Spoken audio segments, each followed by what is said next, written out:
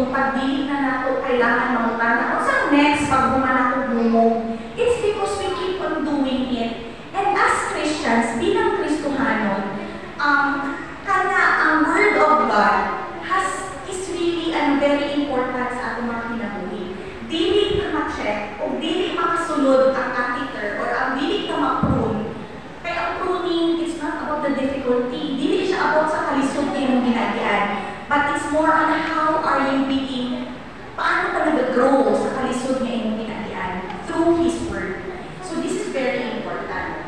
So naa dito nga nakabutang sa James 1 verses 2 to 3. Consider it pure joy, my brothers and sisters, whenever you face trials of many kinds, because you know that the testing of your faith produces perseverance. In Hebrews 12 verse 11, walay disiplina or no discipline seems pleasant at that time, but painful. Later on, however, it produces a harvest of righteousness and peace for those who have been trained by it. Question. Sa akong kitatanan bilang mga anak, no? Na-disiplina na ba sa atong mga ginikanan? Atong mga teenagers, napalo na ba sa atong mama or papa? Yes, o even ang mga adults na ingon to kay we were once trained. So, what's the difference sa discipline o pruning? Ang disiplina, sometimes pareho sila na may pain, no? Punishment, pag pinadisiplin ka, pag may mali ka na buhat, you are discipline. O saan pinagkaiba nila sa pruning? Sometimes, ang discipline, hindi necessary na mag-grow ka from that experience. But the very purpose of pruning is growth and health. Balikan na ito itong example na gihatag na po itong atong lab, itong catheterization lab. Once masulod na, na-prune na ka ni Agi na pagkasakit, nakita na ang problema, you will live because of that procedure. So that has been the experience sa akong nanay. No? Because of that catheterization, nakita ang problema na operahan siya further. And that gives us hope once again as a church. Na kung naatay mga kalisod na ginaagian, na ay mga challenges na ginagayaan, naatay mga dili na gusto na sa simbahan, or naatay mga tao nga dili mapasayo, no? Na ay mga anak sa church, no? May mga division, na ay mga anak na mamamikabo sa church. But that, dili pa tanaw sa anak lang ito. We will see that this is part of the pruning of the Lord para mahimo tang mabungahon, magdaghan pa ang atong fruit na i-bear. So that is the second P. Ang first P, person. Ang second P, pruning. Ang third P is command. Dito siya P, prescription. So doctor man po. So prescription, reseta. Unsa ang reseta sa Ginoo sa ato? In order for us to do these things, unsa ang iyahang ginakuman sa ato? So iyahang gibutang dito sa verse is remain, abide. Sa Bisaya pa, pabilin. Letter P, pabilin. Abide, remain. It can be used as a location. So when you see, pag matunggan mo ang word na abide or remain, pwede siyang lugar. Balay, no? You abide. Dara ka nakapuyo. So, pabilin. So, to live, to dwell, to lodge. To be constant. To continue. So, Jesus is saying to continue sa iyaha. So, may promise, no? Pabilin ka na ako magpabilin kanino. That is very, kung ikaw ang ginainan sa Ginoo, currently, karon na panahon, that is very, naghahatag sa itong ako, nga kapalo ka na ang Ginoo nila sa ato, as long as we abide in Him. Sige, kani ang question, balik na sa ang Ginoo niya. Kanina panahon na ginaingon ni Jesus sa mga disciples. Siyempre, ang mga disciple, wala nila pa rin naisip kung ang hawa si Jesus or mamatay si Jesus. Tama? So, ginaisip nila, dali naman na ginaingon Ginoo, ay nga magpabilin sa imo. Pinaapakan si Jesus, kauban nila. So, what do you, unsa karon ng atong makatunan diri? Na Jesus is easier sa mga tao pag kauban si Jesus. During na tayo mga disciples, di ba nakita ninyo, kauban mo nila si Jesus. Thereafter, katong ipangtakot na sila, gitabot na si Jesus, kung saan nahitabot? Si Peter, nag-unsa siya. Wala ko kailan sa iya. Na, remember ninyo ito na story, katong ipangtakot na si Jesus, bigla na sila nakahadlok. So this word, ingon sa Ginoo, karon naa na siya intention. Ibig sabihin naa siya purpose. Nga bisan unsa makalisod ang inyong agian, just remain in me. So kanang iya ang inaingon. Because everything will change kung mawala na ko. So abide in me is a command. So Christ commands you to stay attached. Pabilin dito sa vine. No? Pabilin ka sa punuan. Kaya ikaw bilang sama, dapat dito ang iyong lugar. And commands you to remain closely united to Him. Ang pangutana, ano kailangan na niya i-command? No? Ano kailangan pa niya isubukan sa ato? Hindi ba niya siya na, ano lang ka na natural sa ato, na magpabilin sa Ginoo? Pangutana niyo magpabilin mo. Dali ba magpabilin kung lisod na ang tanan? Lisod, di ba? So, hindi ka nakaisi magpabilin sa Ginoo. Ang Ginoo nag-require sa ato full dependence. Ibig sabihin, ang atong kinabuhi, ang atong actions, dependent pa lang sa iya. So, that is what He is asking. Mag-share ako sa isa ka favorite na akong author, si Oswald Chambers. Nag-iwan siya na ang kinaisip sa Kristohanon na pag gina-obey nato ang Ginoo, it will lead us to great success. Kana ba kami naisip? Mag-obey ko sa Ginoo kay para masulod ni mahimo kong ani, makabuha kong ani. Is that part of, si Oswald Chambers, isa niya siya ka-writer, no? Muna yung iyang first question. What is my dream of God's purpose? Mo yung pamutana. Unsa kaya inyong ginaisip regarding sa purpose sa Ginoo sa imong kinabuhi? Ang iyang main purpose karon is for you to depend on Him and His power. So God is not working towards a particular finish. So ako i-share about my residency, no? So when I was having my residency sa Davao City, anak ko nga, himuon ako ni, maghimuon akong doktor after maghimuon akong specialista. Mauna akong purpose nga, nandito ko sa Ginoo, kung sa akong buhaton, that was my purpose. Nga, ang process, ang end or ang goal lang ako. Pero ang Ginoo, hindi siya after anak. Jesus is not after a particular goal, end, or a finish. He is very much particular with the process. Ang proseso na inyong agian. So, tanan siguro kita bilang estudyante, bilang nagtatrabaho, bilang ginikanan. So, kita daghan ng mga sari-sarili na ito ang mga ginapag-agian sa atong mga kinabuhi. And he said, si Oswald Chambers na ingon, ang gusto sa Ginoo, dili ang finish line. Ang iyang gusto, ang proseso. Na makita nimo siya, na even if unsa ka imposible, unsa ka kalisod, naa siya. And I like the way how he wrote it there. That I see him walking on the waves, no shore in sight, no success, no goal. Just the absolute certainty that it's alright because I see him walking on the sea. Sorry if I become very emotional because pag wala mabuti nyo na nakita ang Ginoo na nag-work sa inyong kinabuhi, you would feel na paglayo ang Ginoo. But if you have been through sa isang lisod or imposible na proseso, and then Jesus was there, siya lang yung kauban, then you can really say na dili ay si Lord nag-after na mahimo o doktor, si Lord nag-after para improve, para mag-grow ko bilang tao. So during that time na nag-residency ko, a lot of things had happened, no? So dati inisip ko, doktor na ko, kaya may ani ko. But then the Lord humbled me, siya, dili ka ang gusto sa inyong ginabuhi. Gusto ko mamaniko ka na akong instrumento para daghan pang tao ang makaila sa ako. And every time I remember that, ang akong naagian, tama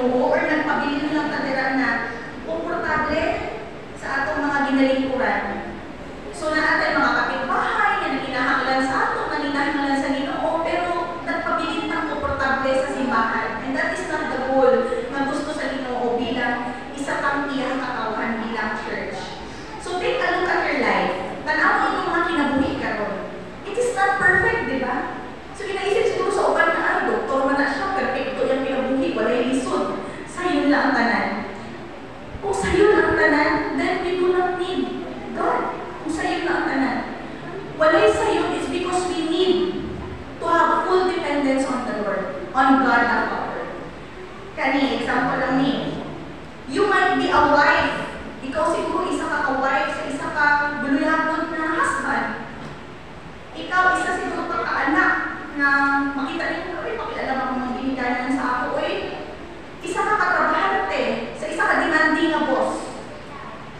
Isa ka ka-pastor na lisod mag-lead sa mga tao na iyong ginalid. Satan will come by and try to cause you to doubt God's faithfulness to you. Pili na ko din na balik-balik sa akong mga anak. Pag anything na nag-kill, steal, and destroy, si Satanas na. Kill, action niya yung joy. Steal niya yung identity. Yung nagkapangit man ka. Brete ka. That is Satan sa mga atong kabatanunan karong dere. Anything na nag-iinom sa inyo, you are not enough, feeling ka worth it. Si Satanas na. Dili na siya ang ginaingon na anxiety, depression, na ginaingon sa kalibutan. But that is Satan trying to kill, steal, and destroy your life.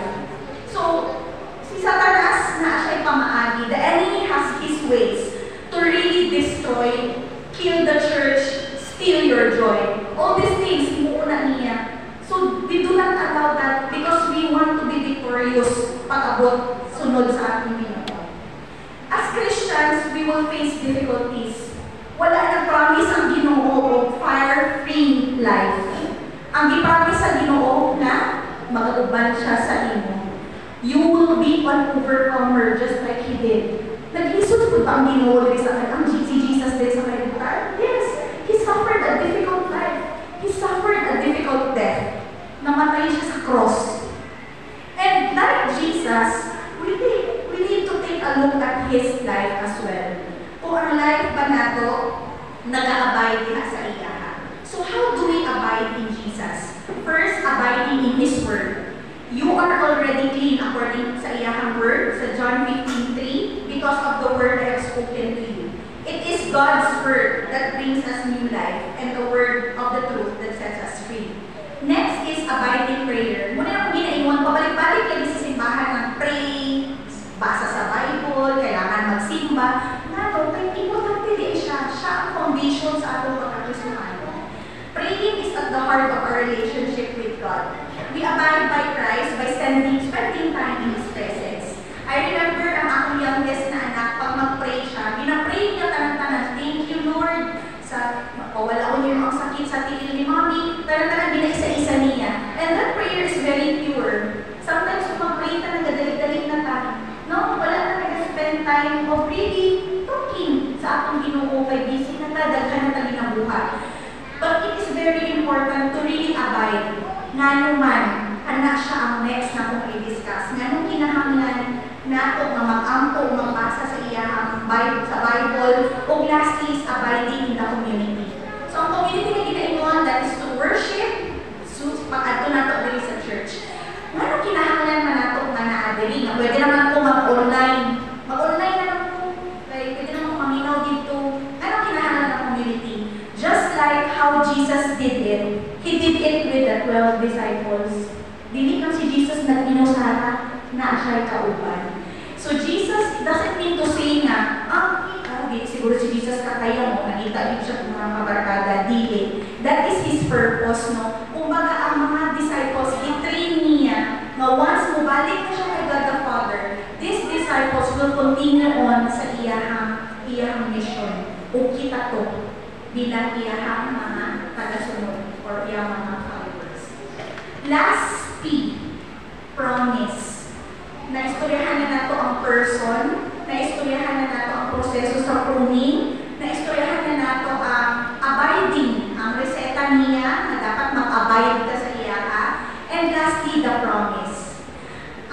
Every time mag-devotional ko, no, kada buka, I really like the way Jesus always, ang scripture galing sa Bible, pag magbasa ka, hindi siya puro subo.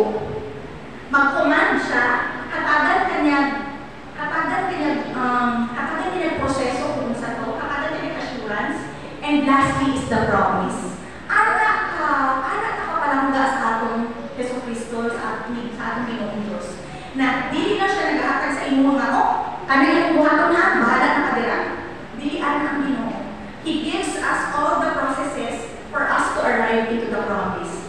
The last letter P is the promise. Upat ka buok ang i-promise sa Ginoo based dito sa ating scripture.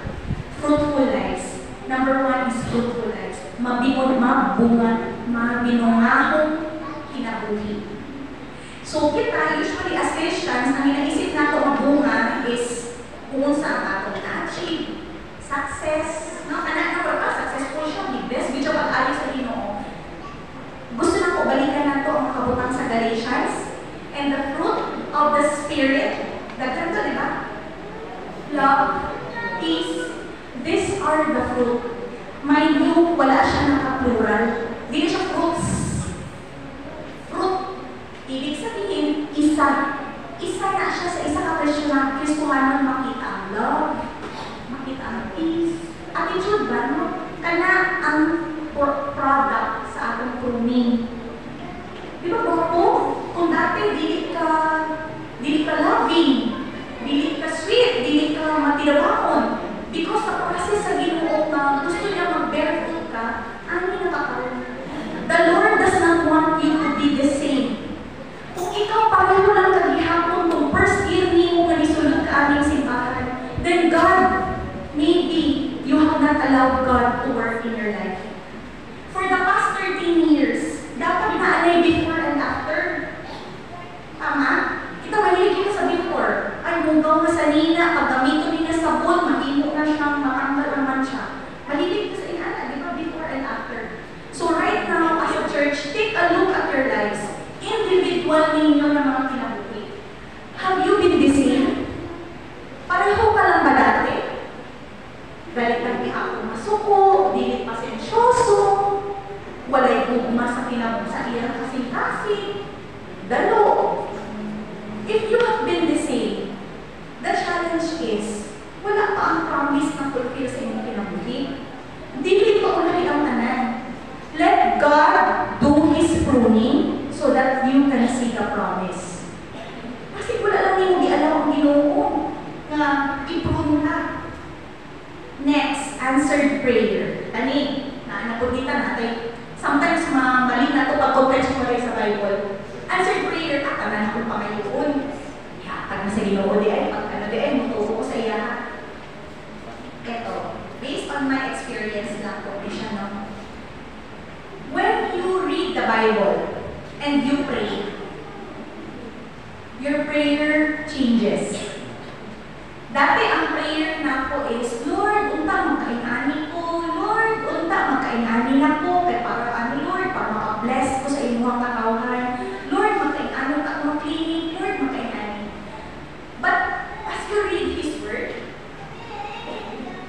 ma-transform ka. Ma-change yung heart not to pray for these temporary things. When you pray, ako hindi ko perfecto. I'm still on the process of the pruning and discipline of the Lord. Hindi wala pa siya niabot. Kung niabot na siya, we are made perfect now pagkakabayan na to siya. So what I'm trying to say is, answered prayer, dili niya siya tanan mo ngayon hatag sa Ginoo. Answered prayer is what? When we pray for His work and purpose to be done. Sa Our Father, di ba, na prayer is, your will be done on earth as it is in heaven. Ano ang prayer, di ba? So, mag-change ang prayer. Lord, nakagi ko sa imo ang strength. It's not anymore ang material things because you know the Lord will provide that. Ang mga physical things, i-provide na niya, pagkikinahanglan na nimo. But what is very important in this is not a promise na ihatag niya ang tanan sa imuha. He will give it so that He will give what you ask in accordance to His will and purpose. Kung in accordance na sa will and purpose niya na magkabalay ka, so that ang imong balay mahimong lugar for Bible study, for people to go there to celebrate, no? Ang Ginoo, ang kadaugan, then God will give it. So secondary ako ng physical things, dili siya atong major na kamayoon sa Ginoo. Once you read the Bible, you will see kung saan importante para sa Ginoo.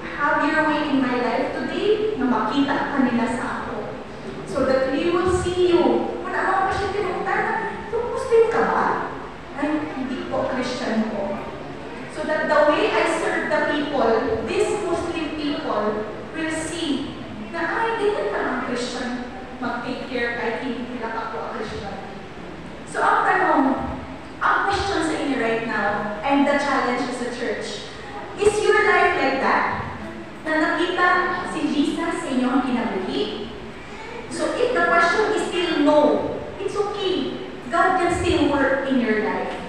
So, ang challenge, no, kita, di ibig sabihin na Kristahano na ka, paborito na sa Ginoo. So, once we walk with Jesus, we abide with Jesus, real transformation occurs. Ang kabaguhan na, you are not the old, you are the new creation. So, muna giinon niya sa Bible. Third to the last, more glory to God. So, nga kita bilang Kristohanon nag-aingon kang to God be the glory and honor. It's because that is the sole purpose sa itong kinabuhi. That is to remind us na tanan na itong kinabuhat, dili para sa inyong kaugalingon. That is for the glorification of God.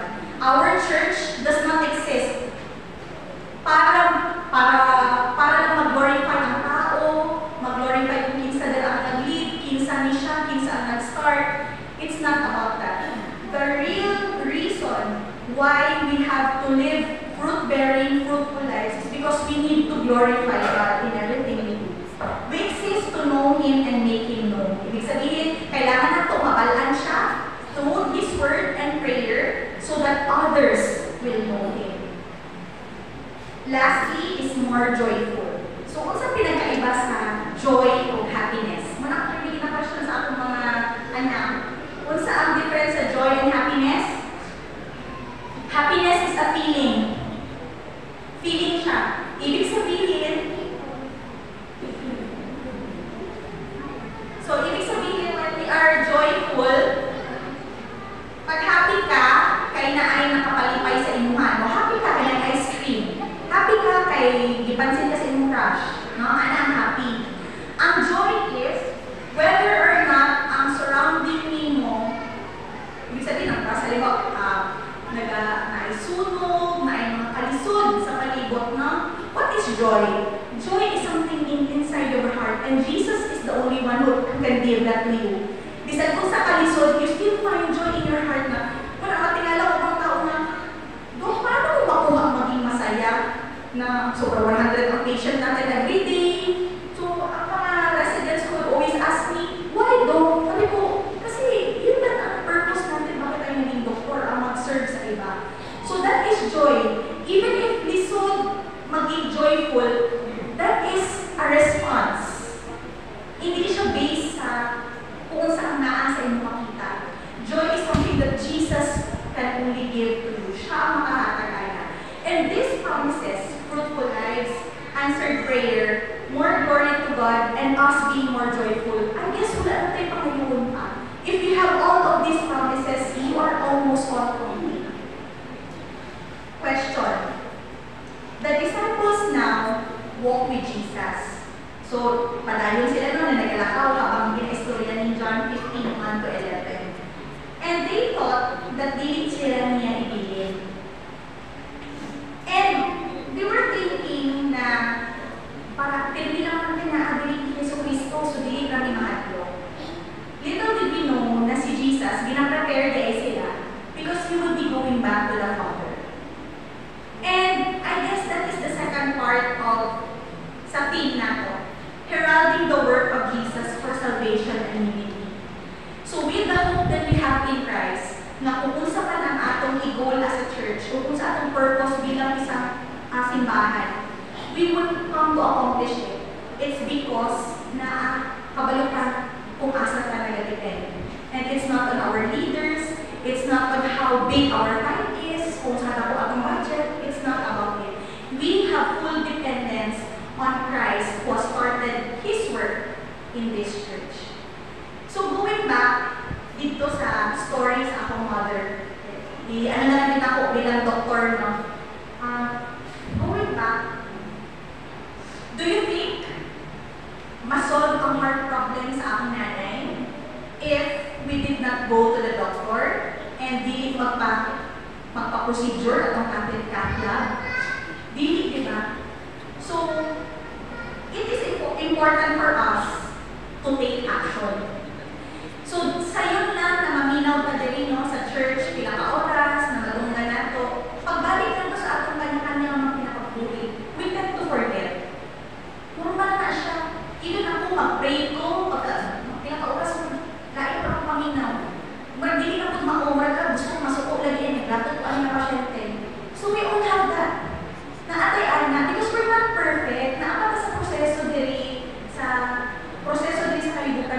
becoming like Jesus. We're becoming like Christ. Ang action na ginapangayog dali is, you need to submit to that procedure. Kung dili ka mo submit or mo consent or si nanay wala nag-ato sa doktor, wala. Most probably, wala na makabalaan kung sa ang binuod na sakit ni nanay. Most probably, wala siya na-operahan. Wala na hatag kung sa ginang-ginang problema. So, I challenge everyone in this church na what kind of branch do you want to be? Unsang klase ka ng sanga? Mahimo ka lang sanga na walay bunga?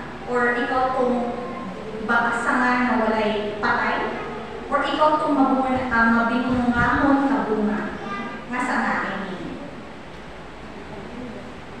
Second question, are we allowing God to have an access to prune our lives?